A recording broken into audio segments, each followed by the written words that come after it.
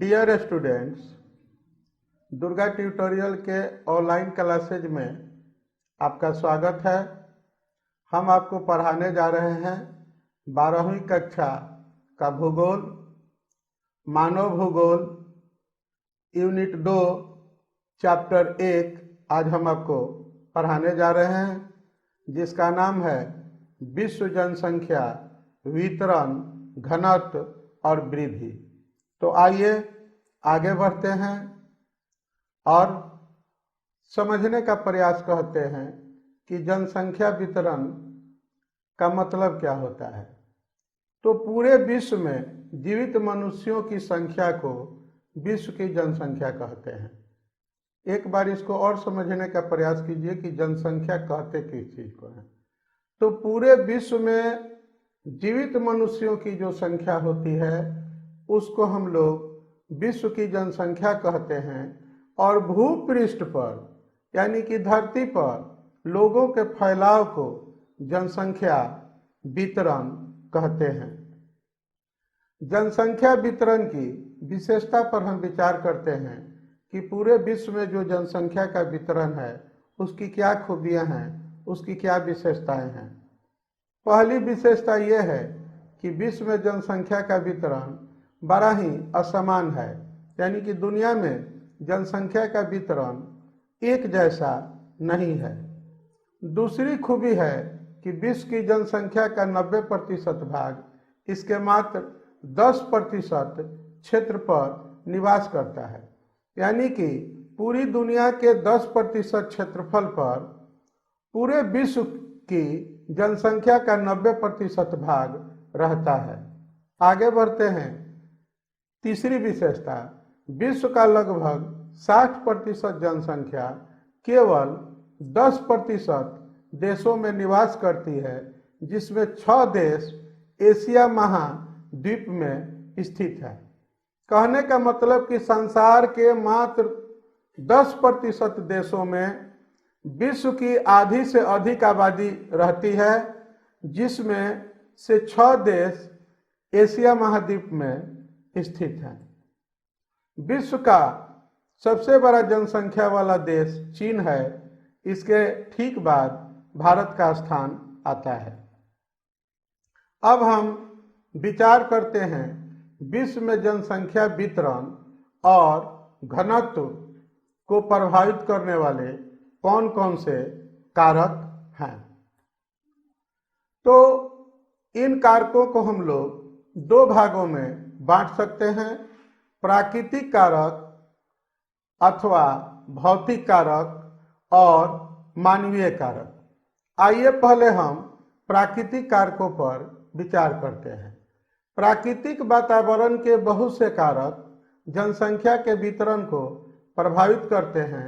अभिगम्यता, धरातलीय स्वरूप, जलवायु, वनस्पति, मिट्टी तथा जल की उपलब्धि मुख्य कारक है। सबसे पहले विचार करते हैं धरातल पर। जनसंख्या वितरण को प्रभावित करने वाले भौतिक कारकों में धरातल एक महत्वपूर्ण कारक की श्रेणी में आता है। मैदानी भाग जीवन यापन की दशाएं उपलब्ध कराते हैं।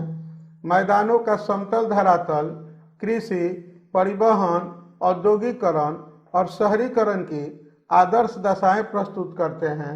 सभी नदी घाटियों जैसे कि गंगा, ब्रह्मपुत्र, सिंधु आदि में पाई जाने वाली उपजाऊ मिट्टी, जल की आपूर्ति और वातावरण की सुविधाओं ने इसे विशाल जनसमूह का निवास स्थान बना दिया। अब हम दूसरे कारक पर विचार करते हैं जिसका नाम है जलवायु। मनुष्य उन क्षेत्रों में रहना अधिक पसंद करता है जो न बहुत ज़्यादा ठंडा हो न बहुत ज़्यादा गर्म हो। वह क्षेत्र जो कि न तो बहुत शुष्क हो और न ही बहुत आर्द्र हो। वस्तुतः गर्म और आर्द्र विषुवतीय क्षेत्र, ठंडे ध्रुवीय क्षेत्र और अधिक ऊंचाई वाले क्षेत्र एवं गर्म मरुस्थल बसाव के लिए उपयुक्त नहीं है। इसलिए वहाँ पर विरल जनसंख्या पाई जाती है। दूसरी ओर मानसून एशिया, उत्तर पश्चिम यूरोप, उत्तरी अमेरिका का पूर्वी भाग अपनी बेहतर जलवायु दशाओं के कारण सघन बसे हुए हैं। तीसरे कारक पर विचार करते हैं जिसका नाम है मृदा यानी मिट्टी। उपजाऊ मिट्टी वाले क्षेत्रों में जनसंख्या अधिक होती है क्योंकि उपजाऊ मिट्टी कृषि का मुख्य आधार है।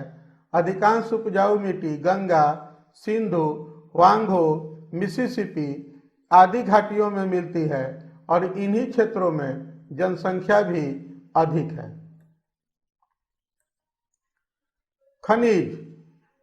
खनिज संसाधनों ने भी मनुष्य को आकर्षित किया है। प्रारंभ में कोयला की खानों के पास मनुष्य ने अपने अधिवास स्थापित किए। सोने की खानों ने ही मनुष्य को ऑस्ट्रेलिया के शुष्क तथा जल रहित रेगिस्तान में स्थित काल गर्ली एवं कल गाडों की ओर आकर्षित किया। उत्तरी कनाडा के निर्जन ठंडे क्षेत्र में भी यूरेनियम सिटी बसने का आधार यूरेनियम ही है। वनस्पति भूमध्य रेखीय खंड में पाई जाने वाली वनस्पति घनी है और आर्थिक महत्व उसका कम है, इसलिए यहाँ जनसंख्या कम है। इसके विपरीत शीतोष्ण कटिबंध टैगा वनस्पति का आर्थिक महत्व अधिक है, जिससे यहाँ जनसंख्या अपेक्षाकृत अधिक पाई जाती है।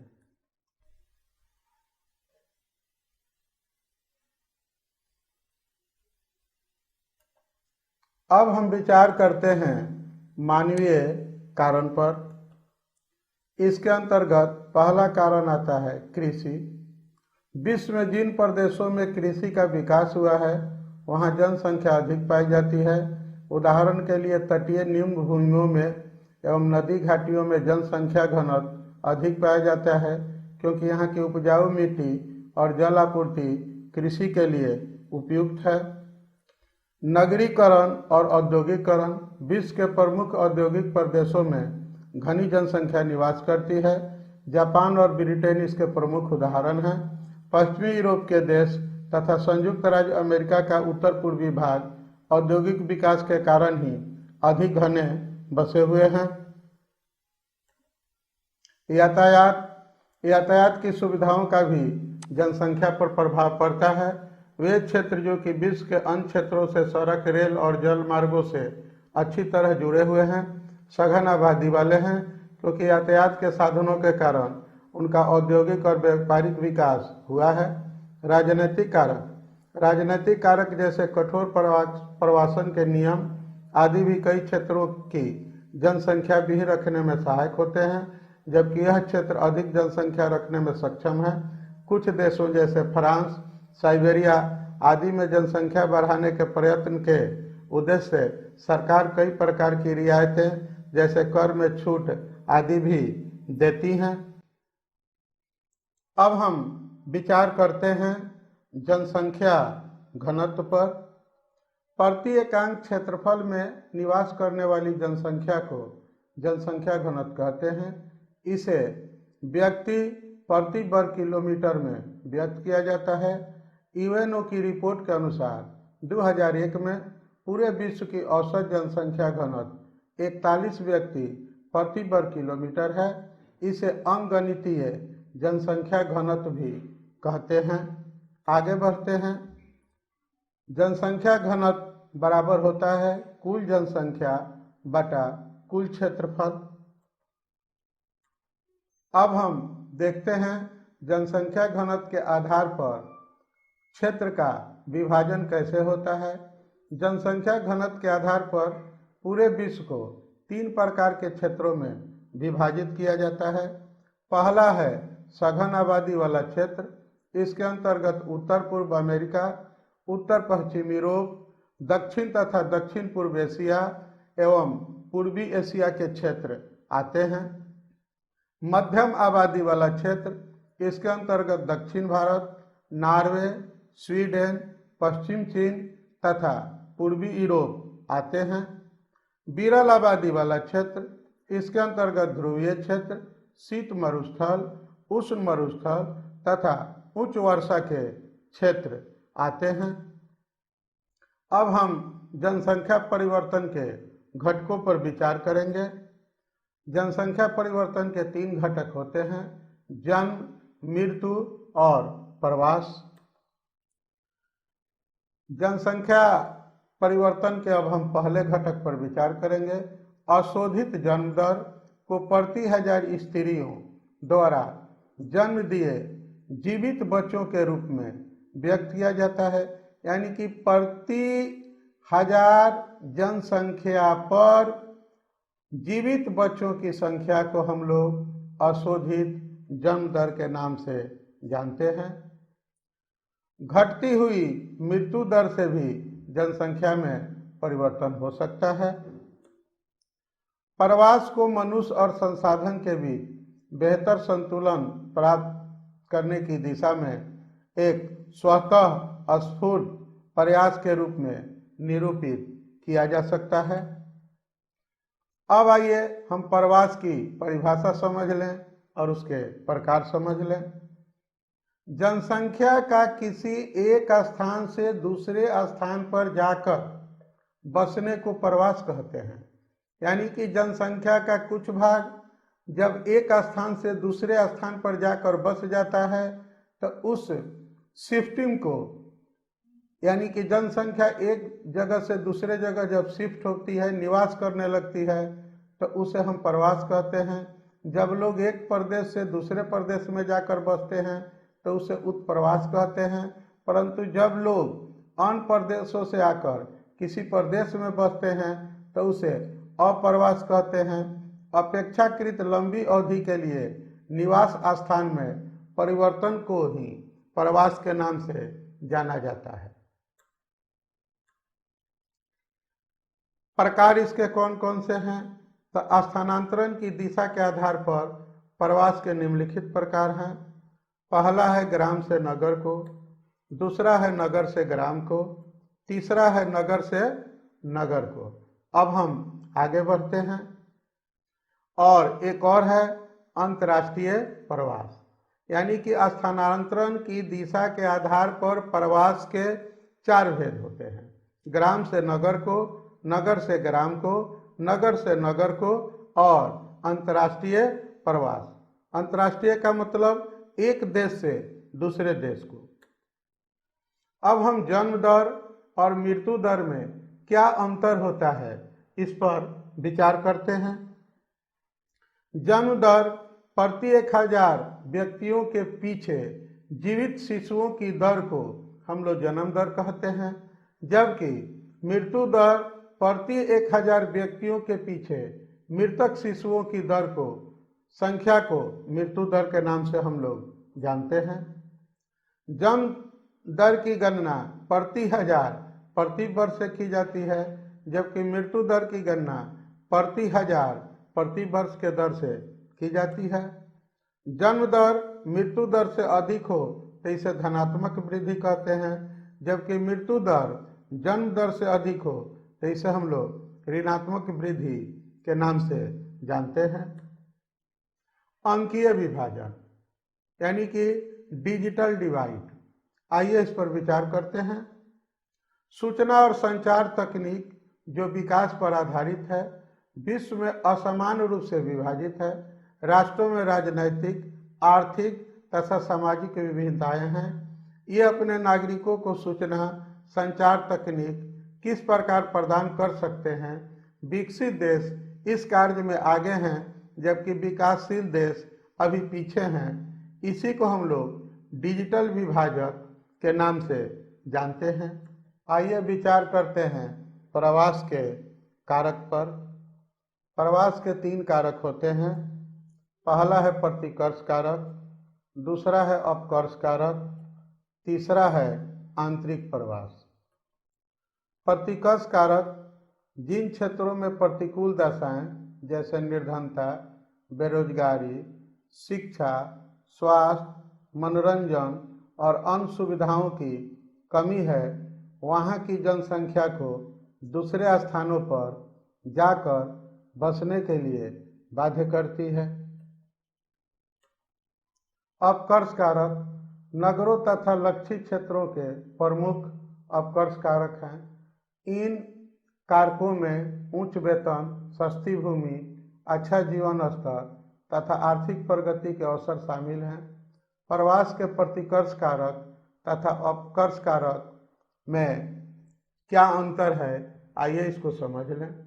प्रतिकर्ष कारक के कारण लोग अपने उद्गम स्थान से दूसरे स्थान तक जाते हैं, जबकि अपकर्ष कारक गंतव्य स्थान को ही आकर्षक बनाते हैं।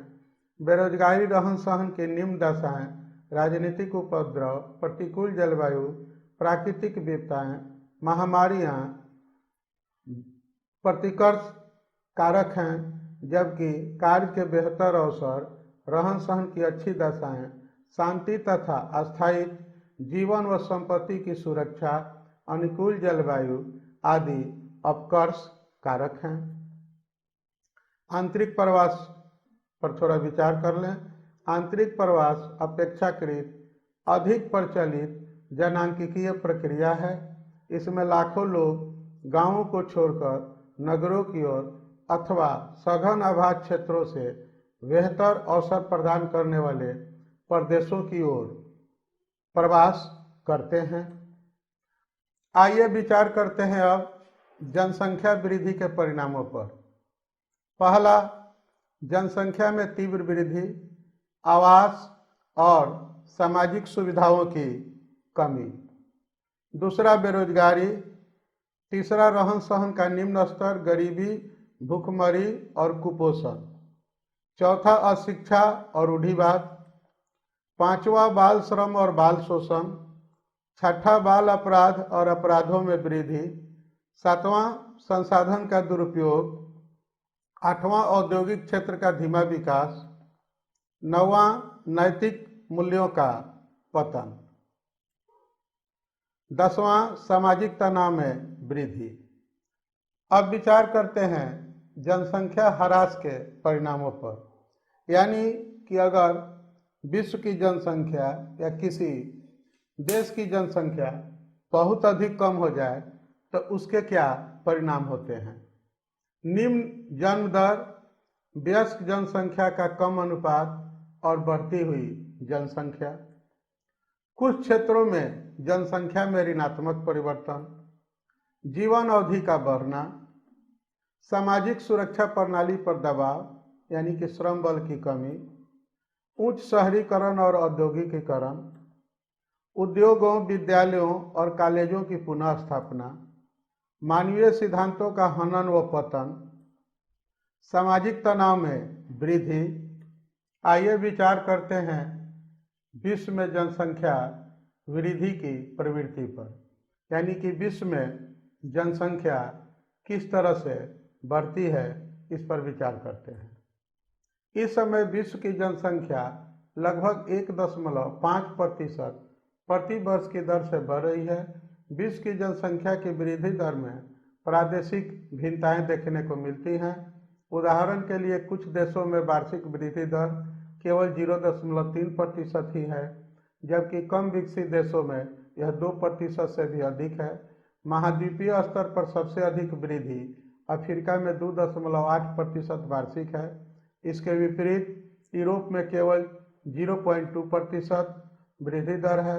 दक्षिण अमेरिका में 1.7% तथा एशिया में 1.69%, ओशानिया में 1.5% तथा मध्य अमेरिका में 1.4% से अधिक वार्षिक वृद्धि दर है।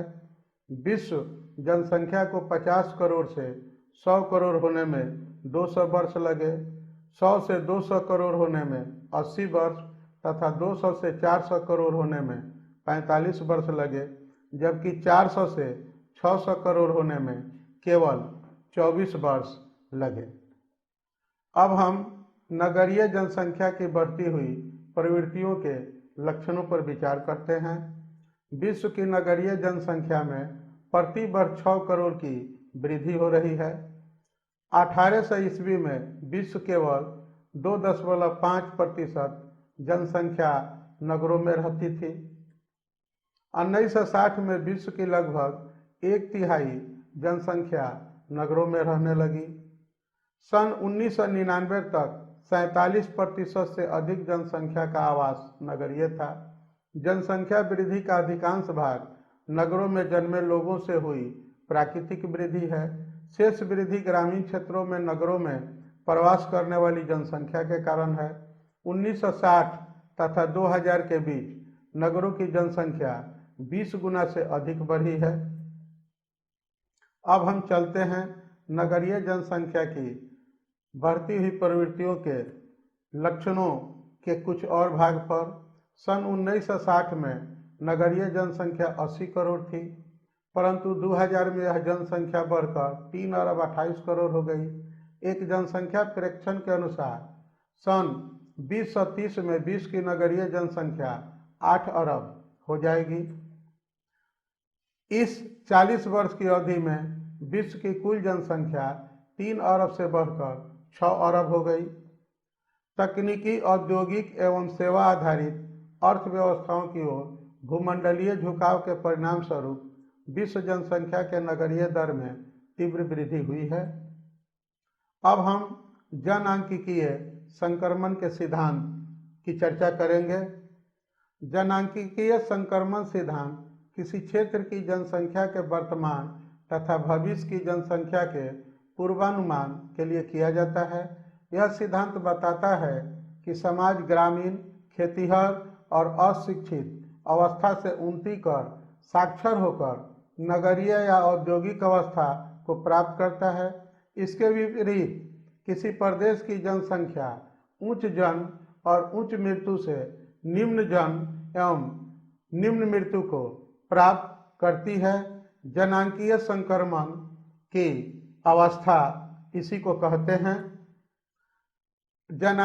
जनसांख्यिकीय संक्रमण की दृष्टि से अब हम विश्व के विभिन्न क्षेत्रों पर विचार करेंगे।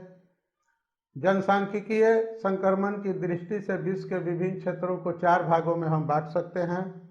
पहली अवस्था, आर्थिक दृष्टि से पिछड़े देशों में जन्म दर तथा मृत्यु दर दोनों ही अधिक होती है, जिससे जनसंख्या की वृद्धि दर धीमी होती है। यह जनसांख्यिकीय संक्रमण की पहली अवस्था है।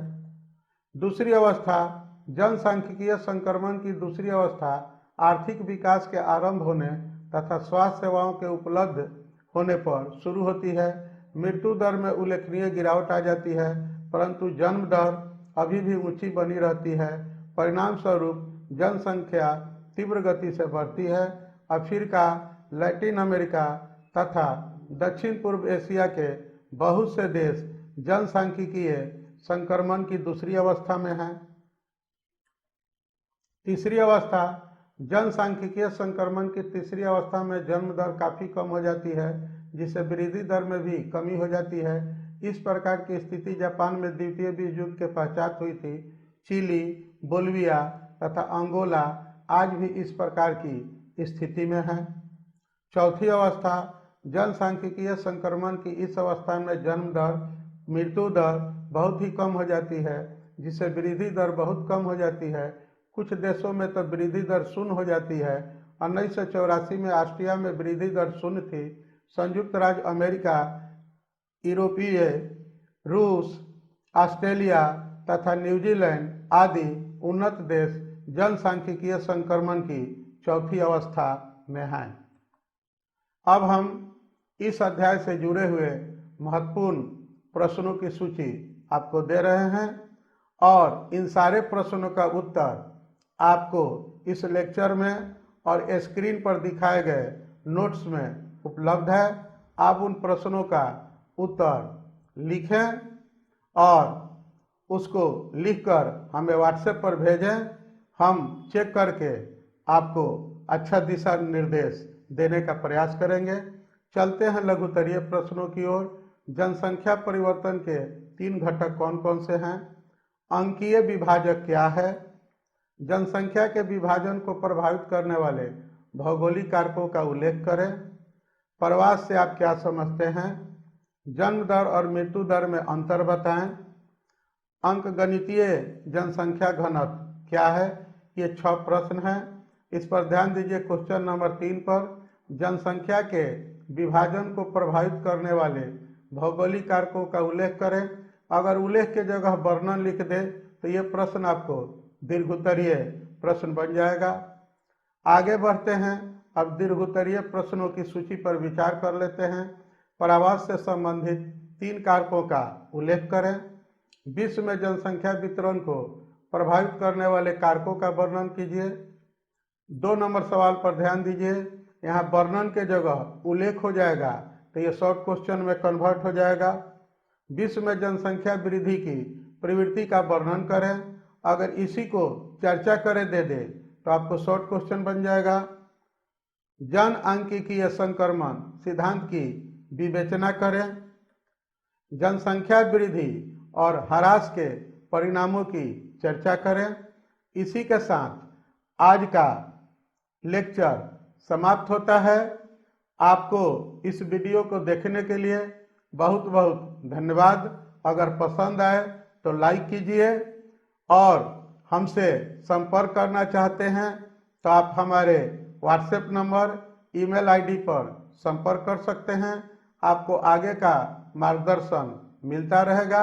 एक बार फिर से धन्यवाद। Thank you.